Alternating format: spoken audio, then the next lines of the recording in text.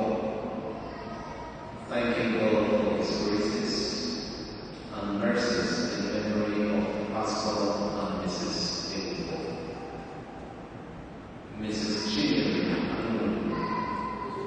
thanking God for His grace on Adobe Okoye, Obioma Ezema, and Ifoma Ibekwe, and the graduation of the church. My dear brothers and sisters, I welcome each and every one of us to this Eucharistic sacrifice of Mass. For me, it is a special celebration, and it is special because of the show of love you have offered to me. In this Mass, I will pray for your individual intentions. I pray that God meets each and every one of you at your point of needs. Whenever you call upon God in prayer, may He answer your prayers. May God not forget your intentions. It is my prayer that God also forgive your sins. The wrongs in your lives, may God right it for you. And I pray that His grace is sufficient for you to protect you, to also guide and lead on in all that you do in the name of Jesus. In this Mass also, I pray for the happy repose of the soul of my mother. For the first time, I'm offering a Mass like this publicly, even though I'm doing that privately. But together as a community and family, I feel it is important and necessary that I should also present a soul before God. I pray for the repose of our soul, that God will grant her the remains of forgiveness of our sins, that our soul and the souls of all faithful God, through the mercy of God, rest in peace. It is a Thanksgiving Mass for me also. 3 years almost that I've been here in the United States. It wasn't an easy journey. I passed through the rough times, through the process, and eventually got to where I am now. I'm proudly, I'm happy, I can confidently beat my chest and say, with God, all things are possible. Some of you have been here for some years without the papers. Some are still at the verge of getting their papers. And I just want to tell you one thing. As long as you hold super glue to God, your intentions will come true. It may delay, but it will never delay. And this is where the readings of the first reading, the second reading, and the gospel reading especially reminds us of God providing for our needs. As the Mass unfolds, I will want each and every one of us to ask ourselves the question, what is my need? Are my wants my need, or are my needs my wants? We begin the offering of the celebration with the sign of faith in the name of the Father, and of the Son, and of the Holy Spirit. May the grace of peace of our Lord Jesus Christ, the love of God, and the sweet fellowship of the Holy Spirit be with you all. Dearly beloved in Christ, to offer this Mass worthy to God Almighty, let us call to mind our sins.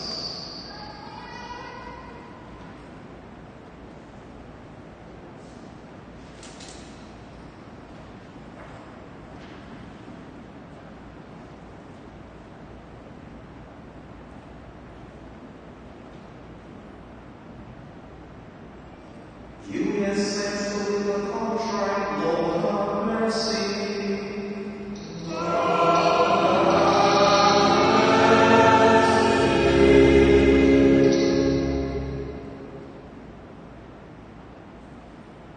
You came to call sinners, Christ, have mercy.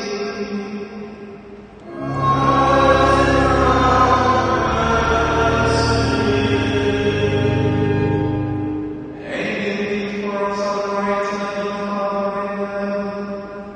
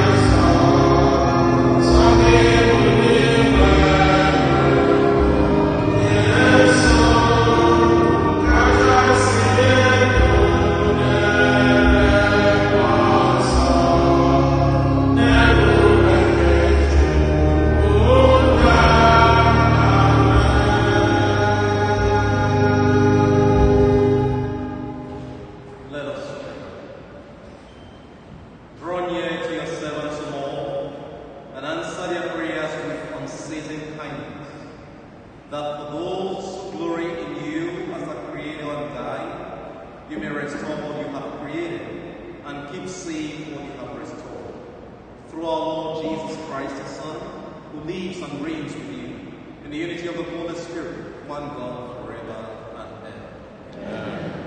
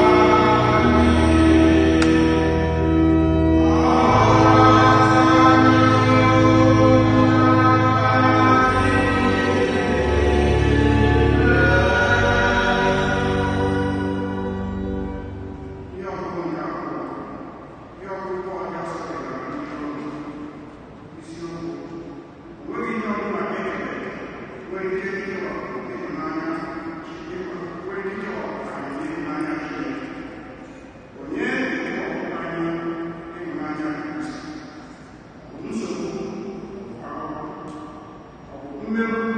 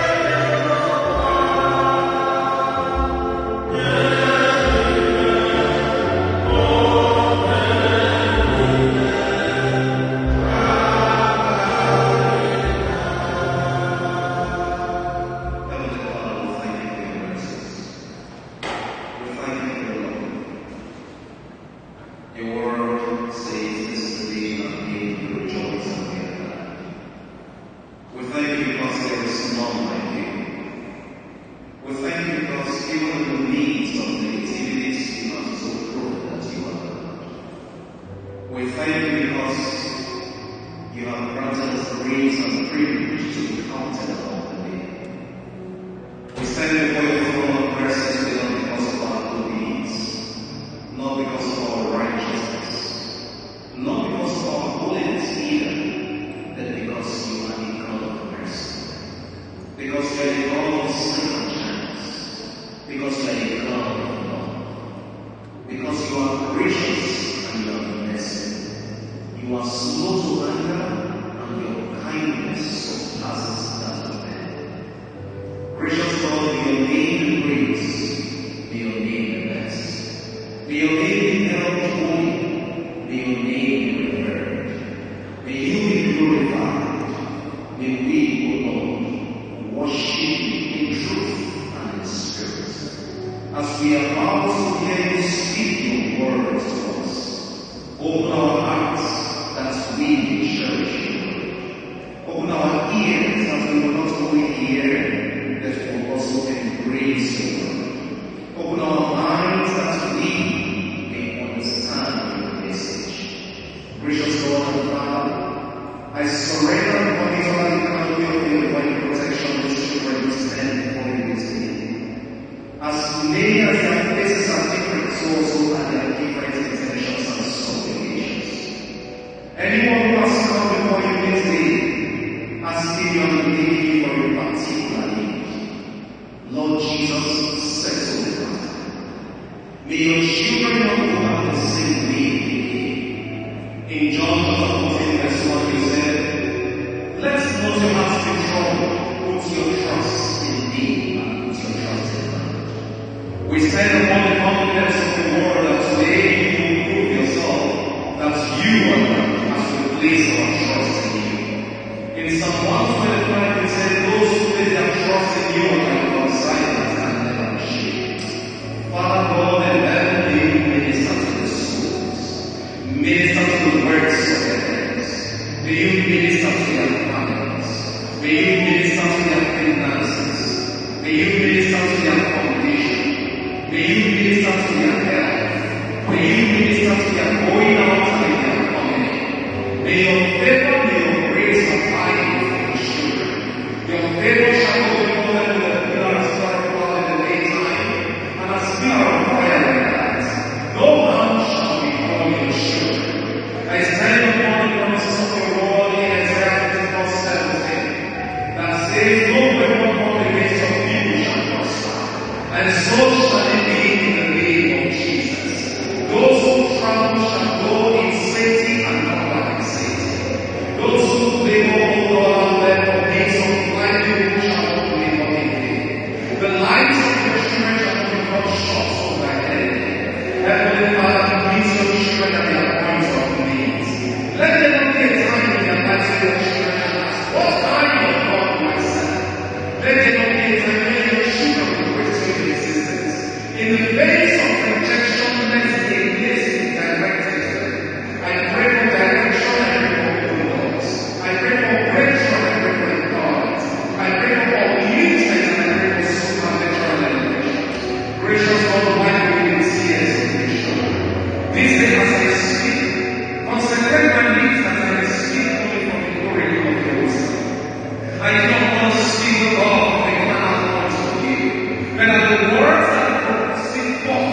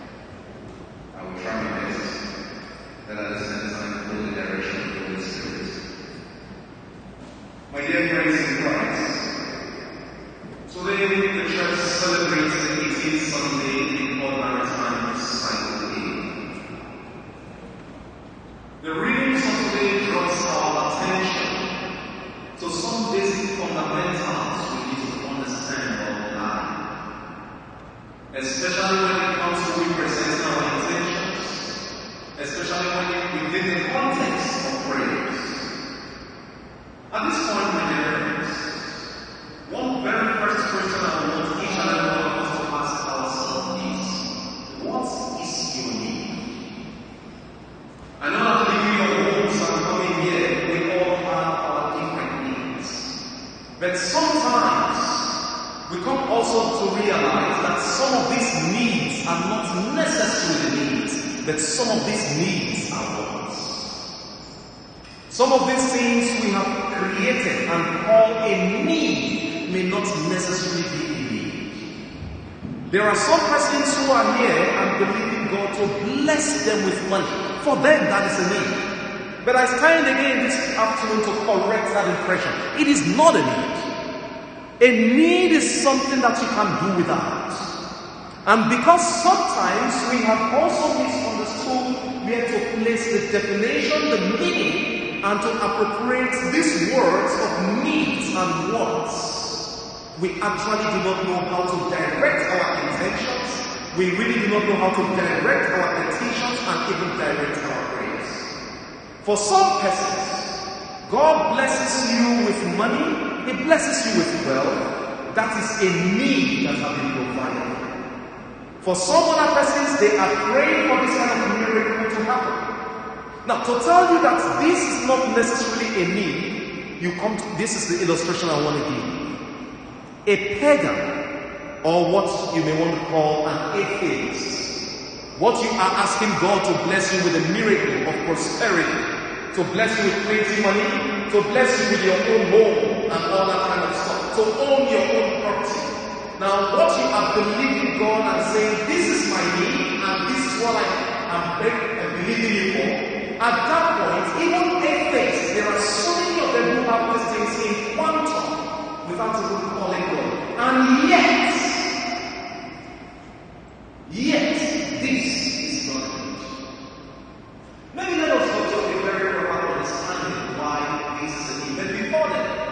Permit me to tell the children of God that the theme of my message towards all this afternoon will be addressing our needs without cost. God addressing our needs without cost. This is reflected and captured in the heart of the first reading today, taken from that book of Isaiah chapter 25. Now, what is a need? I was flipping through the pages of dictionaries trying to come out or to understand what it means to say I am in need or I have a want. And these are just a few, or this is just a summary of the definition given. A need is something that is needed or required to survive. A need is an essential of survival. So what is a want?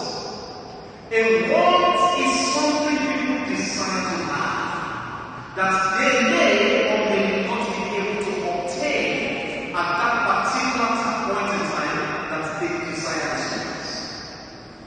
Now, beloved friends in Christ, there is this psychologist by name Abraham Maslow who once upon a time said he's a human psychologist. He talked about the hierarchy of needs in his book titled The Needs of Human Motivation. Now, Abraham Maslow said that there are 4 needs or 5 needs, as the case may be, that every human being desires to have. And what are those needs? Maybe the first thing I think I don't believe that you get something this time. Will anyone want to try? Will anyone want to try? Yes. Can you remove it from the top? Food, water, shelter.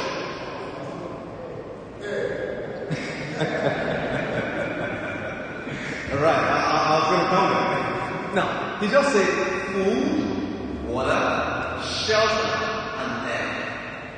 Come to think of it, this is true. But for Abraham Maslow, okay, in his theory of human motivation, he said one of the first needs of every man is air. Money can never buy it. Money can never buy it. When one puts the whole money in this world, it can never buy it. And this is where we are going to appreciate life. So many of us have lost people. I lost my mom. Some of you lost your husbands. Some lost siblings. Some other persons lost someone directly or indirectly connected to them. But life was taken at that point, or life ended at the time they breathed their last. And through that, how do you call it, those of you in the movie, is it respiratory system? You know, there was no inflow and outflow of air. There is no way anybody in this church can hold his or her breath within the time frame of 30 minutes, 1 hour, without inhaling or not exhaling. It is not possible. You're going to die. And if you want to practicalize what I'm saying, when you get to, just do me the favor of wearing a polythene bag, okay, that has got no holes.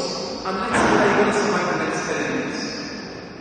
So, it means to say here that air is a very, very important need in the life of man.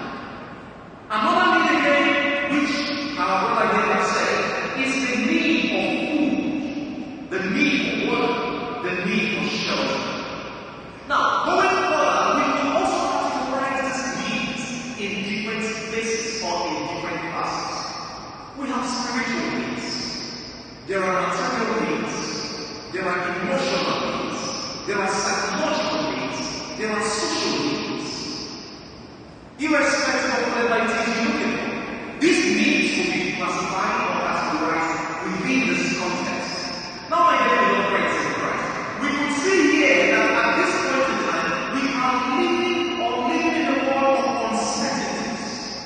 Living in a world that is governed by the principle of divide and rule. Living in a world where we live under the principle of survival of the fittest. Only the strong survive by the principle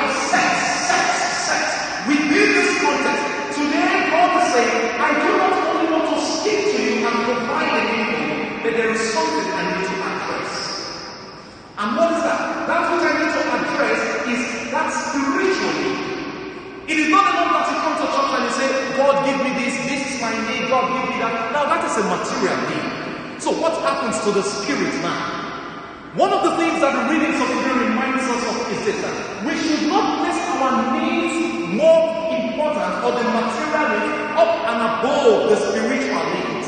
Because the components and what it is that make up a man is about the physical and the spiritual. So much so that if we give so much emphasis to the physical man, the spiritual man suffers and the spiritual man is tired. So how do you feed the spiritual man? Now, to be able to feed the spiritual man, Jesus now comes here in context. The Bible tells us in Matthew chapter 4 verse 4, when Jesus, in the bid of trying to overcome the temptation of the devil, one of the things he said to the serpent was what? Man do not live on bread alone, but upon every word that proceeds forth from the mouth of God. In the book of John in chapter 6 verse 58, the Bible also reminds us of the testimony of Peter.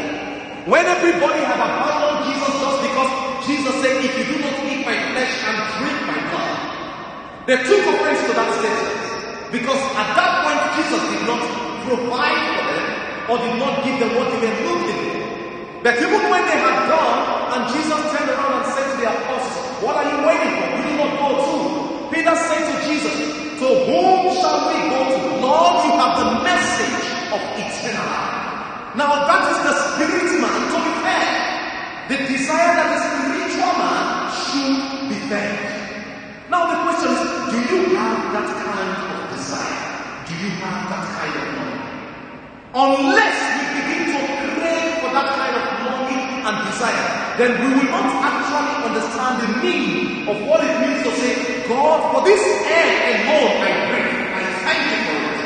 We will not know how much miracle God already has done, even before we know how to speak. My dear beloved friends in Christ, from this perspective, if you go further, you want to realize that in this light of this, God today in the first reading says something else. Now hear what it says. Thus says the Lord. Thus says the Lord.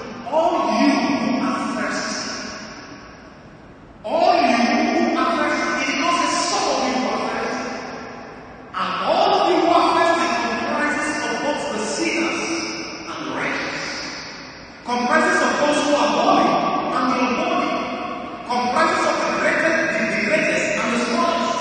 All you who are thirsty, come to the water. You who have no money. Do you know why it's giving this qualification? You who have no money, because your money cannot pay for what he has to offer. Are you following what I'm saying? You who have no money. Sometimes, let me share with you this secret. Maybe I will not say this again in this parish if I did. Now, let me share with you this secret. You know, sometimes when they do fundraising in church, or when the priest talks about money and all that kind of stuff, and they say, okay, you come to the altar and you bring money. You bring the money in front of the altar. Now, let me tell you this, what you do. What you are doing by implication is you are not giving the priest or giving the church money or presenting it at the altar for God to bless it. No. What you are doing at that point is you are only showing a demonstration of faith that God is more than what you are offering him. Because there is how you begin to climb the ladder of prosperity if you are not careful and if you are not spiritual or religious enough. As the case may be, you might begin to hold and cling onto the fact that your prosperity becomes your idol. And before you know what is happening, you now begin to worship that prosperity, you now begin to worship the money. But when it is presented here, even in the midst of the abundance of that prosperity, you are saying to that money, my God is bigger than you. Hello, somebody. Now, this is exactly what it meant when it's to say, come all you who have no money, come receive grain and eat, come without gain and without costs. Talk to the person sitting by your side and say, without costs. Without costs. Now, this is what it stands for address. My name is not Christ. It is in the light of this. The same words of scripture says that when the psalmist made the confession, the psalmist had this solid faith in God and this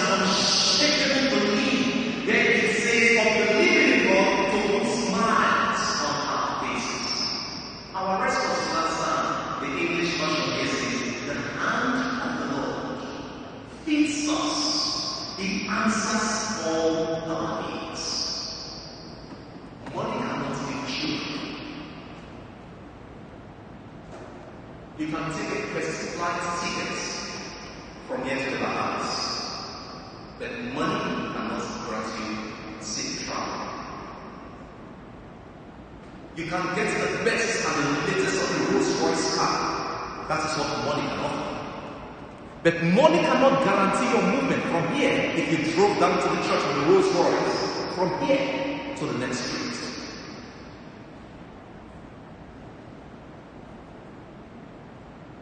You may have the best or the abundance of money in the whole world, but there are times when you are sick and you wish your money could actually arrest this particular illness. That is when you now begin to understand the limitation of money. Coronavirus. Look at us. Just look at us. See what coronavirus has brought to us. I am not wearing a mask now because I am preaching. But everybody is wearing this mask. You are not enjoying this mask. This is not fashion. You understand what I'm saying? This is not fashion. Nobody is enjoying it. In fact, in the real sense of the word, we are even cutting short of our. We are cutting short of our breath. But whether we like it or not, this is one of those medical precautions that we need to follow to guard against being infected by the virus. Are you following what I'm saying? Now, this whole pandemic thing changed the world. It changed the world. It do the world 360.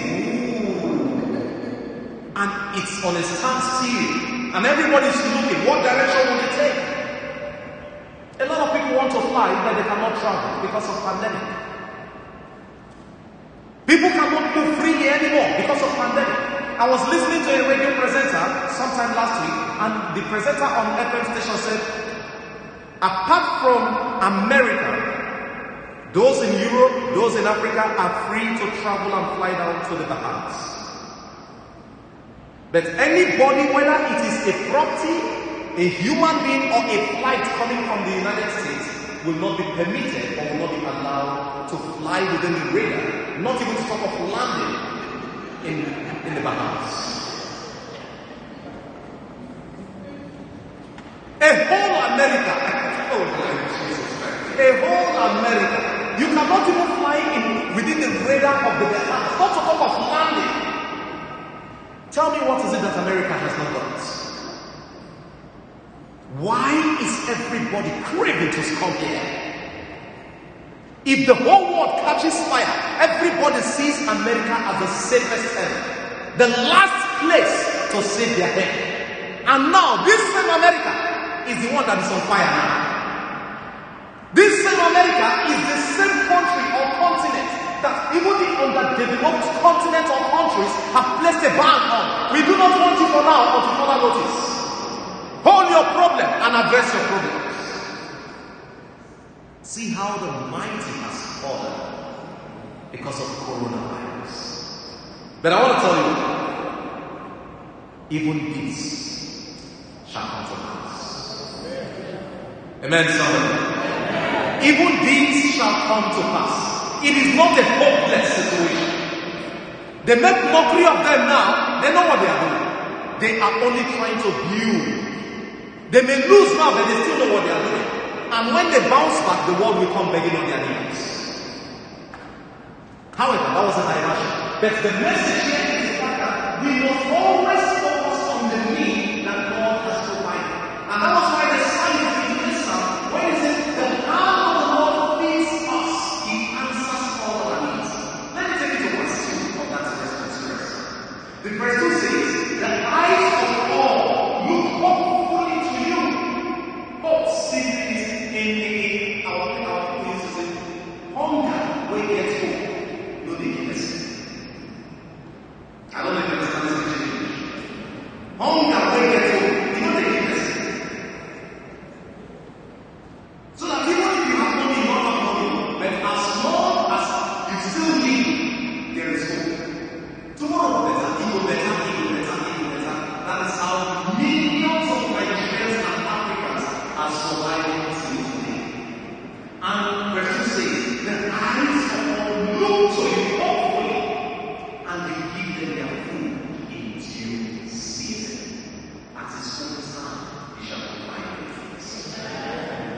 today win, then tomorrow shall be your inheritance. And towards the last psalm, he says, the Lord is near to all who call upon him, and to all who call upon him in truth. Let me take you now through the gospel reading. Jesus, knowing that these needs are so very important, very necessary, the Bible said, when Jesus heard about the death of John the Baptist, he fled from that region to the other side. The people got away of where he was headed, and they followed after the short, waited for him. And when he saw the people, what was the first thing that the word of God said? He was moved with pity. To provide our needs, there is always what we call a drive of compassion. Out of sheer compassion, out of sheer pity, he provides our needs. He was moved with pity. And now what was the first thing he did? The first thing he did was he addressed first the spiritual needs of the people. He addressed the spiritual needs of the people. He preached from morning till evening. He kept preaching and preaching and preaching and preaching and preaching. While he was preaching, the people were believing what he was saying. And those who were sick were coming forth and they were saying, look, this word is so strong and it's so powerful that I'm not going to let go until I see an evidence of what he is saying. They came forth, they held him, and the Bible said he healed the sick. After all said and done, the disciples walked up to him and said, Rabbi, you have stayed for too long. Let us dismiss this people and go. Otherwise they will not have food. Now, Jesus called the attention of the apostles and told them, we also need to provide for their material needs. The spiritual man is fed, the spiritual man is not starved. Now let us provide the material need. And the material need, at that point the disciples said, all we have here is nothing but 5 loaves of bread and 2 fish. If you study what we call the Gospels, the Synoptic Gospels and the Johannine Gospel, you come to realize that scholars have attributed the Gospel of St. John as the first Gospel even before Matthew, Mark, and Luke. So much so that Matthew, Mark, and Luke, in the trying to put the, what we call the account, the account of their own gospel reports and what have you, they were making reference to the Gospel of John, which simply implies to say that before Matthew, Mark, and Luke, the Gospel of John was already on ground. And if it was already on ground, then that means it is as good as saying a replica of what happened in the Gospel of Matthew and in the Gospel of Mark, where Jesus fed the 5,000 by the offering of that little boy of 5 loaves of bread and 2 fish, who maybe be traced from this Gospel. Hello, somebody. Are you following what I'm saying? And now, when the 5 loaves of bread and 2 fish were presented, Jesus gave thanks and having prayed, their needs were provided. The people ate and they were satisfied. My dear beloved friends in Christ, during this period, a lot, everybody suffered. Everybody suffered. Up until now, I still weep and I still cry like a baby. Some of you still cry. Some we can communicate on phone. These are communications that sometimes when I see who is calling, I say, oh, this one now will take a very long time because I know this is a problem.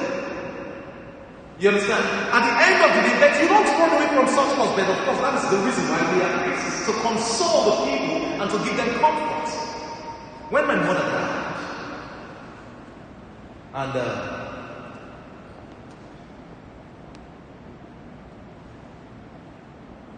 someone died after her, and the person called and said, Father, I just lost my husband, I just lost my father.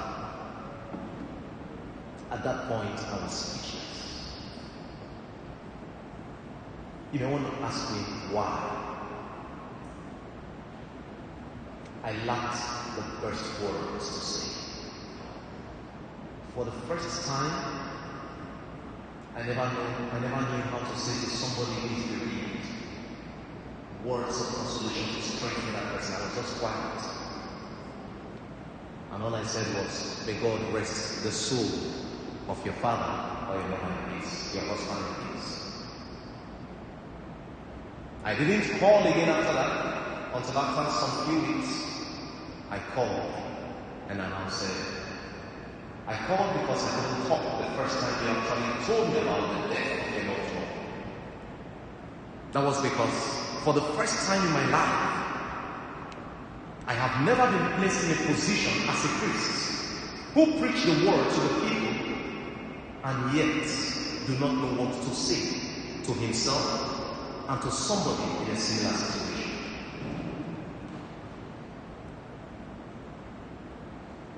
My dear friends, I want to say to us all, your hearts, my heart may be heavy, but God knows our needs and He sees our needs. As long as we pray to Him, committed, believing that if not now, He will definitely address your prayers. Please and please. The good thing you will do, not just for me but for yourself, is never give up on God. It may be slow, but it's going to come. It may be slow, but it's going to come. A child that has drifted from your kind of training, and you are not happy because this child has lost his or her way in the process of development. There will always be a time that God will arrest that child.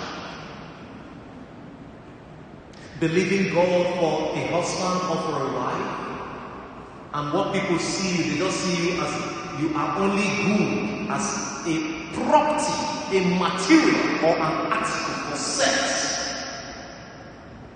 to satisfy the flesh man. If only for a particular period you tell yourself, you know what, I'm going to let go. I will sacrifice for a bigger good and for something great. I am expecting and believing God. God will never disappoint you. He will never disappoint you. You are in school, you do not know how to pay or finish your school fees. You know one of my testimony here in the United States? Let me quickly tell you. I was not on a full scholarship when I was at St. John's University. My scholarship was a partial scholarship. And because it was partial, I had to pay the remaining 50%. The bishop had said, okay, you can go, but I'm not supporting you with anything. How you want to pay is your business. You wouldn't believe it that the day I graduated from St. John's University, and my name was, you are now welcome to the family of the St. John's alumni family. And I saw my name, I wept. Why was I crying? I cried because the question was, how did I make it? How was I able to pay? Money was not coming from anywhere. Since I came from Nigeria to this place, not even 1 naira came from there to this place. No. Nothing. But my big testimony is God saw me through. Believers must understand that in life to be able to get to a particular point, as long as you are focused, you must pass through the process. When you pass through the process, you pass through the refinery, then you get to the point where you are now baked and you come out.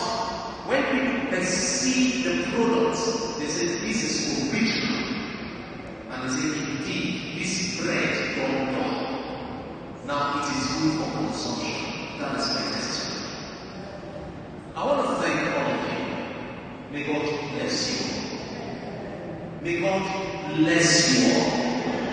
You are not saying that. You are not saying that. Maybe you feel that, oh no, you don't deserve the blessing because you have not given me anything. No. You give me something or not. It has nothing to do with it. But may God bless you because of the fact that even when you thought you didn't create an impact in my life, Father Jerome, how are you doing? That is something. You understand what I'm saying? that is something. There are so many who are looking for somebody to say, oh, bros, how you doing? That is something. It is the gift of family, the gift of friends, the gift of relatives.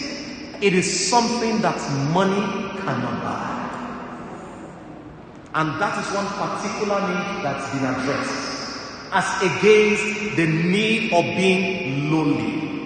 You became a family. And I said to myself, this is full. I was excited when I got my ticket. On the other hand, I am filled with a lot of mixed feeling.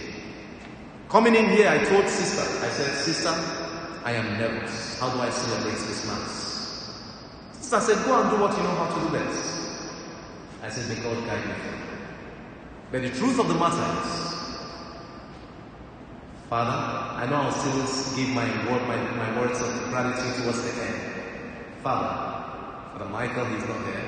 And to all of you brothers and sisters, regardless of what you are, who you are, what you do, I want to say thank you. May God bless all of you through Christ our Lord.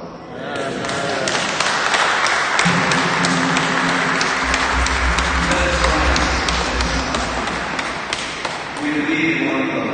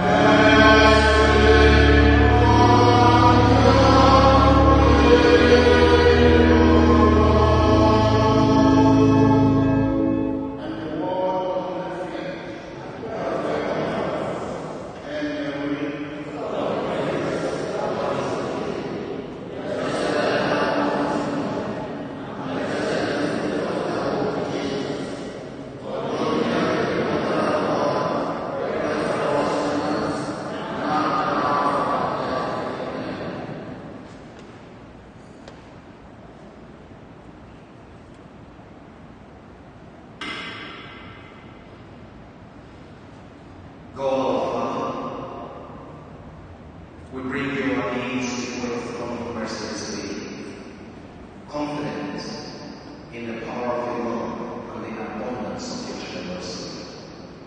The words of our mouth and the meditations of our hearts are praise we ask through Christ our Lord.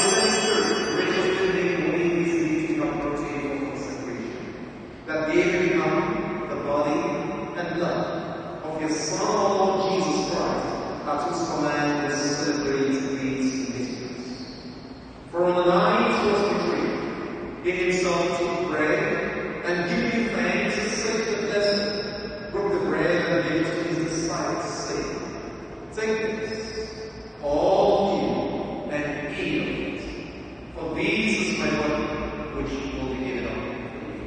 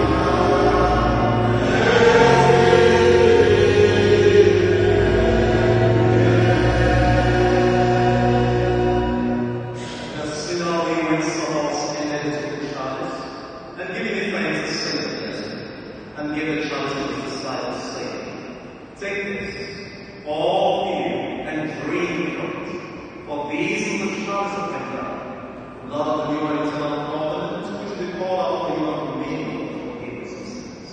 Do this in memory of me."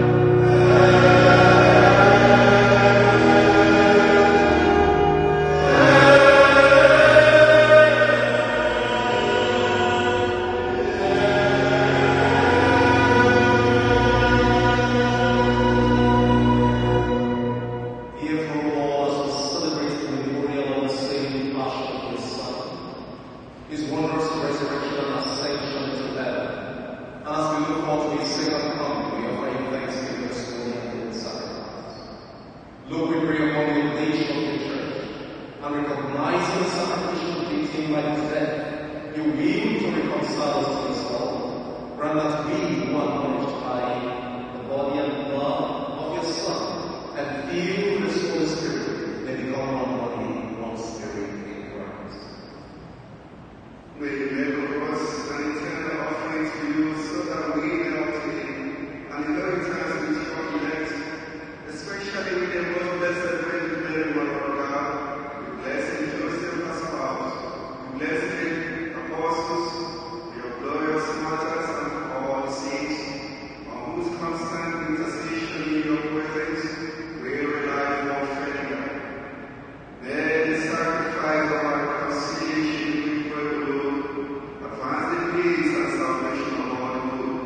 Be pleased to confer with filial charity your being change of it with your servant Francis the Apostle, Nicholas the Bishop, the order of bishops, all the clergy, and the inheritance of your Son as gain for you.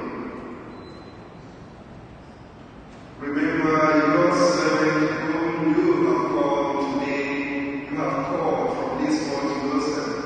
Grant that Beatrice, who was united with your Son in a death like his, may also be one with him in resurrection. When from the earth he will resurrect in the flesh those who have died, and transform our glorious bodies after the pattern of his own glorious body. And to our departed brothers and sisters too, and all to whom we are pleasing to you and are passing from this life, give kind admittance to your kingdom. They are going to enjoy forever the vision of your glory, when you will wipe away every tear from our ears eyes. For saying you are God as your God, we shall be filled, and will be like you for all the ages. We praise you without end. Through Christ our Lord, through whom you give us all that is good.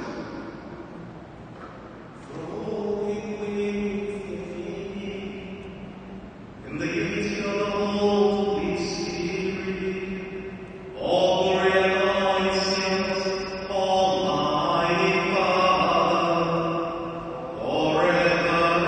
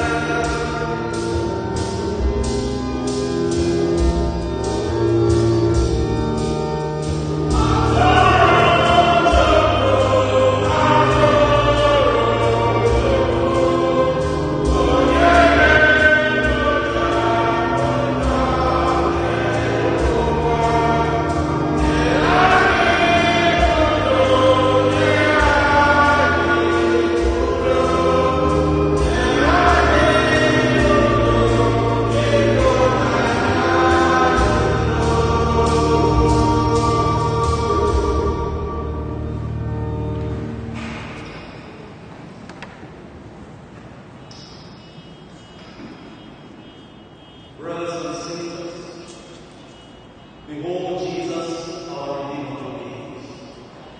This is he who supplied our needs according to his riches and glory. This is Jesus, the Lamb of God, who takes away the sins of the world. And blessed are those called to share in the supper. Lord, let the body and the say the word. With the body and the blood of our Lord Jesus Christ, bring us to life eternal. Ayo kita ngatur biasa, ayo matinya kan.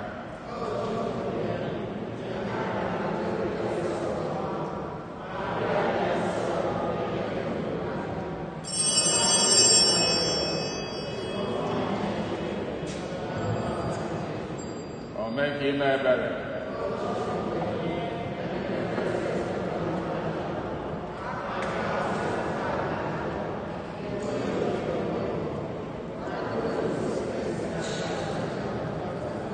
Os buka siapa ma